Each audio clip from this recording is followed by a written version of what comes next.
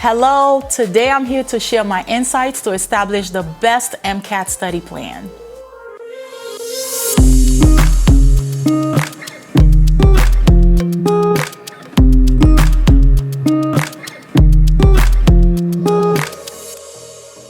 If you're interested in pursuing a career in the medical field, a high MCAT score in addition to an above average GPA will improve your chances of achieving your goals in becoming a medical professional.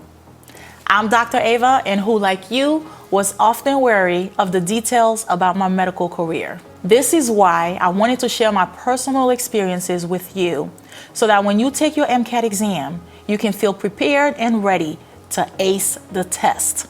I have first-hand experience that I hope will help to advise you on the best ways to study for the MCAT.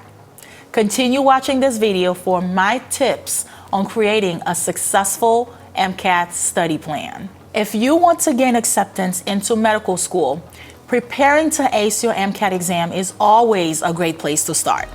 While a good GPA is a bonus, even students with low GPAs can be accepted into medical school if their MCAT scores stand out.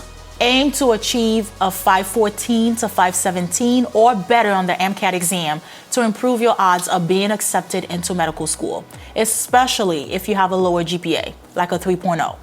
Ideally, students have a higher acceptance rate if they have a higher GPA and high MCAT scores.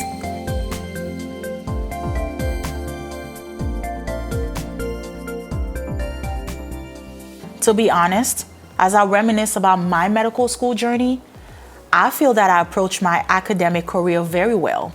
In hindsight, as with most things in life, there are certainly things that I could have done differently.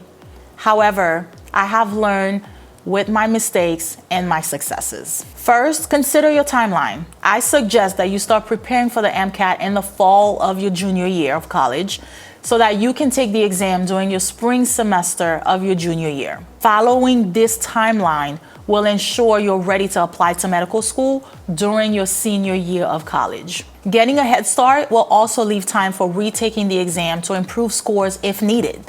It is important to properly prepare for the MCAT exam because there's a limit to how many times you can take the test. You will need to have your MCAT scores during your senior year interviews with medical admission officers, so allow up to 4 weeks to receive your MCAT results. Another pro tip for creating a study plan that I always share with students is to start with the date of the exam.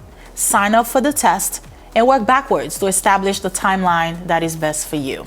Before you begin studying for the MCAT, be sure that you have taken the correct courses that are needed to proceed. If you're missing any of the required courses, you might not pass the exam because the curriculum from these classes is designed to prepare you to successfully pass the exam like the MCAT. Courses required are general chemistry, organic chemistry, physics, biology, psychology, sociology, and biochemistry. Once you have determined your eligibility, you can start organizing your MCAT study plan. As I mentioned, I think that planning to take the MCAT exam in the spring of your junior year of college gives you the precise amount of time to prepare for applying to medical school. It is critical to plan accordingly and establish the appropriate timeline so that you're not cramming the night before, but also not beginning your study process too early so that you don't forget the material. Focus on your academic strengths and manage the time you decide to dedicate to studying for the MCAT. Are you a visual learner? Do you have photographic memory? What is your preferred style of studying? In my opinion, the ideal timeline is at least 3 months. I suggest that future medical students begin studying 3 to 4 months prior to taking the MCAT exam. However, there are many factors that can influence your personal study plan. Things to consider would include: how heavy is your course load? Do you work full-time and take full classes at the same time? Do you have a family? Do you live alone? Do you have roommates? Do you reside in a dorm environment? How much time can you truly dedicate to studying per week? How many hours and days do you have available to focus on your study plan? The best guidance I can offer is to be honest about your time schedule and dedication. Being knowledgeable about the content and what material will be covered on the exam will help you organize your study plan that will assist you in reaching your academic goals. So even if you have a low GPA, you can still get accepted into medical school. If you want something more personalized for you in a chronological and organized way with my one-on-one support, I have an online mentorship live with me, you and I together, for a whole hour with me teaching you step by step on how you can successfully get into medical school still in this year. Click in the link below to learn more. Thanks for watching. See you next time.